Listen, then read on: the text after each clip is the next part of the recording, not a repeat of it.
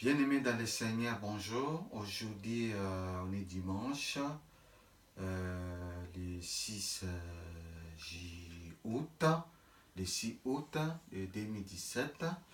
Et je me présente, je suis évangéliste Blaise Lajoie. Aujourd'hui, je vais vous parler, je vais chanter pour la gloire de Dieu. Et la chanson là, il est en lingala, c'est une chanson de psaume. Et ces chansons, vraiment, vous allez entendre, vous allez écouter et vous mettrez vos casques dans vos PC portables, soit dans des ordinateurs, pour que vous soyez concentrés et pour écouter moi bien, très bien, petit, parti. Et la chanson, le titre, il s'appelle Ndeko Kati Nankolo, Zala Makasi Namabondeli. Ndeko Kati Nankolo, Zala Makasi na Mabondeli.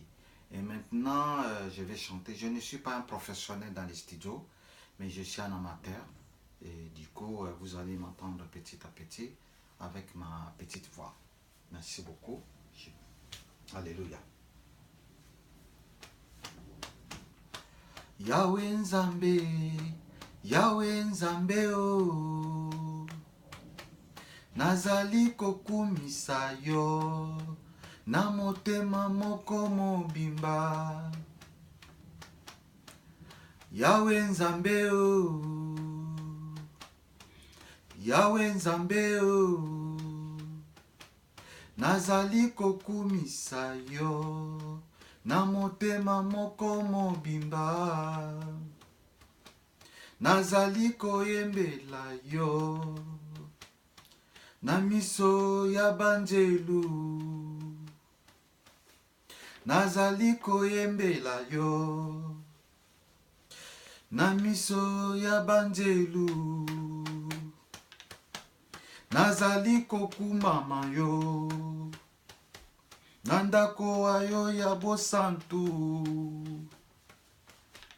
Nazali kogumbama yo na ndako ayo ya bosantu. Nazali koyembela yo na miso ya banjelu. Pe kokumisa bonzambe na yo. Pe kokumisa bonzambe na yo. Pona bolingo, pona bolingo na yo. Pe osembo na yo. Osalaka biso bolamu. Osalaka biso bolamu. Bolamu na yo. Po ozali Nzambe na biso. Po ozali Nzambe na biso. Yahweh, Yahweh Nzambe. Yahweh, Yahweh Nzambe o. Osalelaka biso makambo ya minene koleka. Koleka. Otalisaka biso bolingo na yo ya suka te. Otalisaka biso bolingo na yo ya suka te. Oh, Yahweh Nzambe. Oh, Yahweh Nzambe. Papa na biso na likolo. Yozali bolingo ya suka te. Yozali bolingo ya suka te. Biso totikala. Biso totikala. Sebana. Tokumisi yo. Tokumisi yo. Tokumisi yo. Mokolo na belelaki yo. ondimelaki ngai mpe ozongiselaki ngai makasi. Yawe Nzambe o, Yawe Nzambe o, bakonzi nyonso ya mokili bakumisa kombo na yo. Yawe Nzambe o, bakonzi nyonso ya mokili bakumisa kombo na yo. Po bayokaki bilaka na yo, po bayokaki bilaka na yo, oyo opesaki, oyo opesaki. Bayemba misala oyo osalaka, bayemba misala oyo osalaka. Po kembo na yo ezali monene, po kembo na yo ezali monene. Yawe Nzambe o, Yawe Nzambe o, ata ozali mosika kuna na lola. Yawe Nzambe o, Yawe Nzambe o, beta milolo, okwo, Yesu alolo, Yesu alolo, mwana nzan, Yawe Nzambe o, Yawe Nzambe o, ata ozali mosika kuna na lola. Omonaka bato yamawa, omonaka bato yamawa, pe oyebaka bato ya lofundu, oyebaka bato ya lofundu. Yawe Nzambe o, Yawe Nzambe o, olongisaka ngai na nguya na yo, olongisaka ngai na nguya na yo, nakumisi yo mosantu na lola, nakumisi yo mosantu na lola. Yawe Nzambe o, Yawe Nzambe o, nazali kokumisa yo na motema moko mobimba, nazali koyembela yo na miso ya banjelu, nazali koyembela yo na miso ya banjelu, nazali kogumbama yo na ndako wa yo ya bosantu, mpe kokumisa bonzambe na yo, pona bolingo na yo, mpe bosembo na yo. Osalaka biso bolamu na yo, po ozali Nzambe, Nzambe na biso. Osalelaka biso makambo ya minene koleka, otalisaka biso bolingo na yo ya suka te. Oh, oh, Nzambe Yawe, Nzambe Yawe, Nzambe Yawe, Nzambe Yawe oh. Yawe Nzambe oh. Papa na biso na likolo, Yozali bolingo ya sukate biso totikala sebana ulululululululululu tokumisi yo mokolo na belelaki yo ondimelaki ngai pe ozongiselaki ngai makasi Yawe Nzambe o Yawe Nzambe o bakonzi nyonso ya mokili bakumisa kombo na yo po bayokaki bilaka na yo po bayokaki bilaka na yo oyo pesaki bayemba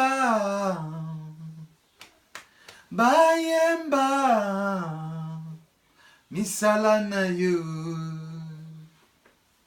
oyo salaka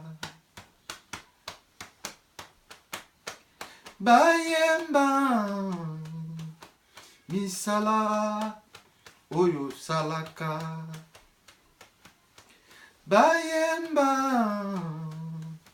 misala oyo osalaka po kembo na yo ezali monene Yawe Nzambe o Yawe Nzambe o ata ozali mosika kuna na lola Yawe Nzambe o Yawe Nzambe o ata ozali mosika kuna na lola omonaka bato ya mawa omonaka bato ya mawa mpe oyebaka bato ya lofundu oyebaka bato ya lofundu Yawe Nzambe o Yawe Nzambe o olongisaka ngai na nguya na yo olongisaka ngai na nguya na yo nakumisi yo mosantu na lola nakumisi yo mosantu na lola nakumisi yo mosantu na lola ndeko kati na nkolo zala makasi na mabondeli ndeko kati na nkolo zala makasi na mabondeli et vous venez d'écouter ndeko kati na nkolo zala makasi na mabondeli. Vraiment prenez vos temps et écoutez cette prière et enlevez vos distractions, soyez concentrés et je ne sais pas qu'est-ce que Dieu voudrait faire pour vous et dans les jours à venir. Et écoutez cette chanson pendant 3 jours. J'ai dit pendant 3 jours. Si vous êtes sérieux, des frères et sœurs dans le Seigneur, même vous des serviteurs de Dieu, l'humilité précède la gloire. L'humilité précède la gloire. Écoutez cette prière par la chanson pendant 3 jours et demande à Dieu ce qu'il voulait faire pour toi. Tu cherches la situation change. Tu veux que des chaînes brisent. Tu cherches la délivrance. Je ne connais pas ton problème. Mais écoutez-moi très bien aujourd'hui, votre frère dans le cœur, dans le Seigneur, évangéliste Blaise Lajoie. Vraiment, moi et vous, nous sommes bénis. écoutez cette chanson. Je n'ai pas beaucoup de commentaires, mais tout ce que je suis en train de mettre dans le YouTube, et ce que vous êtes en train d'écouter, c'est que Dieu est en train de me donner des révélations pour vous donner, pour vous distribuer, pour que vous soyez vraiment en paix et puis vous cherchez Dieu en vérité. Nous sommes dans le temps de la vérité. Donc, ce que Dieu me donne par la révélation, et je ne garde pas ça pour tout seul, pour moi-même, non. Il m'a donné gratuit, j'ai reçu gratuit, je donnerai gratuit. Et chacun, là où il est, je ne sais pas dans le sud, dans le nord, dans l'ouest, dans le central, dans le nord, je ne sais pas l'endroit où tu te trouves. Mais si tu as entendu les miracles à manifester dans ta vie, et proprement, tu priais aussi pour moi, tu diras que Dieu, là où évangéliste Blaise Lajoie il est, Dieu donne-lui de l'eau à boire. Dieu me donnera de l'eau à boire par l'Esprit Saint. My God, Nzambe Nangai. Vraiment, Nzamba pambola bino, azala na bino, apesa bino lisusu ya mingi koleka. Na o boza koluka. Be preve lembisa yo te.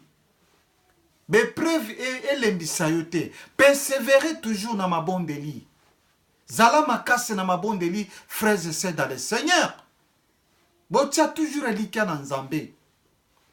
Tokomi na ntango oyo, Nzambe apesaki basali na ye, ba don. Mais basali na Nzambe mingi lelo, batikali kaka ba carton ya pamba. Nzambe asa bima na ye, akende na ye. Bozongela Nzambe. Boluka Nzambe, bisika okweyaki, bisika oyo kweyaki, senga Nzambe pardon. Ndenge roi David asengaki Nzambe pardon, liboso ki nokobunda bituba, liboso na Goliath. Masakole kweyaki likolo ya prophète Nathan. Nathan sakolaki Nzambe alobelaki na Nathan, Nathan yebisaki na David. David ami kitisaki liboso na prophète. Alobi merci prophète, nazo ko reconnaître masumu na ngai, nazo reconnaître mabeonga na salaki. Nzambe a pardonnaki roi David. David azwaki délivrance. Nzambe a pesaki elisusu makasi. David alobi papa, ngai na kotika la kaka mwana epai na yo. Yo zala papa na ngai. Yo zali na likolo na ye kokumisa yo. Bien-aimés dans le Seigneur, zonga epai na Nzambe. Leurs orgueils, ça sert à rien. Mi kitisa liboso na Nzambe. Soki oyebi ete ozo passer des preuves oza ko passer na yango. Komisa kaka Nzambe, lobi Nzambe, na komisi yo pona be preuve na zali ko passer. Na komisi pona gloire na yo, lokumu nkembo ezonge epai na yo. Na yebi ete yo zali Nzambe na lola, okosaka te. Nzambe oyo salaki na ba prophète, Nzambe wana okosaka te. Bilaka na yo ekokokisama. Nazali na kondima, ata mukili eza kotyola ngai, ata mukili eza kofinga ngai. Oh Yahweh Nzambe na ngai, beta milolo bisiko zali. Le Seigneur des Seigneurs. Vraiment, merci beaucoup. C'était votre évangéliste Blaise Lajoie. Je vous aime beaucoup dans l'amour du Seigneur Jésus-Christ. Soyez bénis, soyez bénis, soyez bénis dans le nom tout puissant du Seigneur Jésus-Christ. Amen, amen, amen.